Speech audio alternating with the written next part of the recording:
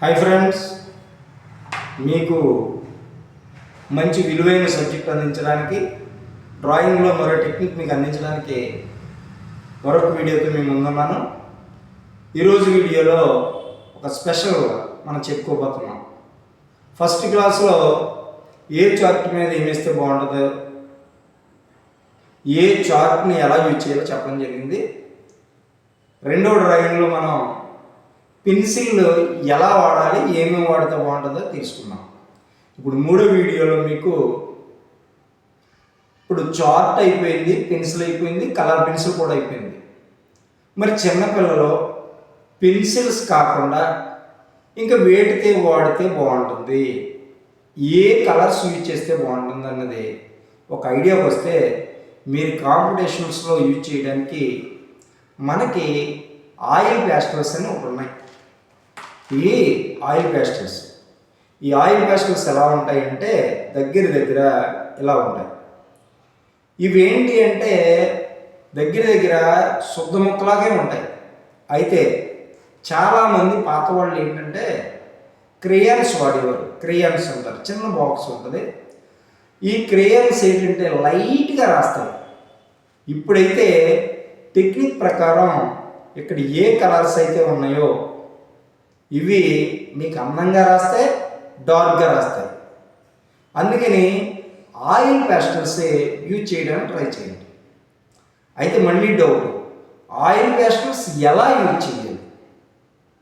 మీరు డ్రాయింగ్ వేసేటప్పుడు మీరు ఏ బొమ్మ అయితే వేస్తున్నారో ఆ బొమ్మకి ఫస్ట్ అవుట్లైన్ చేసి ఆ డ్రాయింగ్ లోపల నచ్చిన కలర్ కాంబినేషన్తో అక్కడ ఏ డయాగ్రామ్ ఉందో, ఏ కలర్తో ఉందో ఆ కలర్స్ని వీటితో యూజ్ చేసినట్టయితే చాలా బాగుంటుంది.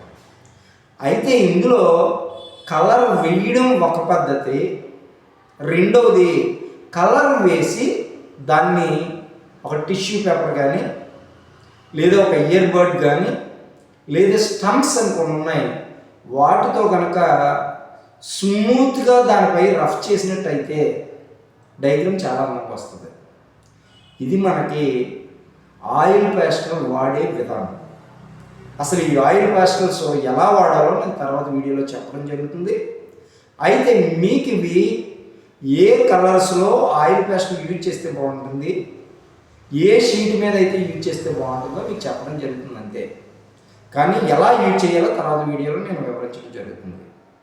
నెక్స్ట్ ఆయిల్ ప్యాస్టల్స్ తర్వాత పిల్లలకి ఇంకా సులువుగా ఉండేది ఒకటి ఉంది. ఇంతకుముందు వాటర్ కలర్స్ ట్యూబ్స్లో ఉండేవి. ఈ ట్యూబ్స్లో కాకుండా ఇప్పుడు కొత్తగా కలర్ బ్రషెస్ వచ్చాయి. ఇది కలర్ బ్రష్. ఉదాహరణకి ఇవి పెన్నలాగే ఉంటాయి. మనకి ఈ పెన్నలా ఉండి ఈ చివర బ్రష్ లాగే రాస్తాయి. అంటే మనం బ్రష్ కొనక్కర్లేదు, వాటర్ కలర్ కూడా కొనక్కర్లా. వాటర్ కలరు బ్రష్ కలిపి బ్రష్ పెన్ను అంటారు. ఇది సెట్ మొత్తం కలిపి మనకి ఈ విధంగా ఉంటుంది. ఇది కూడా దగ్గర మీరు కొనుక్కున్నట్లయితే చిన్న డయాగ్రామ్స్ సులువుగా వేయడానికి చాలా ఉపయోగపడతాయి. ఇది చిన్నపిల్లల వరకు, అంటే ఎల్కేజీ నుంచి 10th క్లాస్ వరకు ఎవరైనా యూజ్ చేయొచ్చు. మరి పెద్దవాళ్ళు యూజ్ చేయకూడదా అంటే వాళ్ళు ట్యూబ్స్ కానీ వాటర్ కలర్లో బాటిల్స్ కానీ వాడితే చాలా అందంగా వస్తాయి. మరి మీరు వాడేటప్పుడు ఈ డ్రాయింగ్లో ఫస్ట్ ఆయిల్ ప్యాస్టల్స్, సెకండ్ ఈ బ్రష్ పెన్స్, ఈ రెండింటిని మీకు వివరించడం జరిగింది. ఈ రెండింటితో డ్రాయింగ్ ఎలా చేయాలి అన్నది నేను నెక్స్ట్ వీడియోలో చెప్తాను.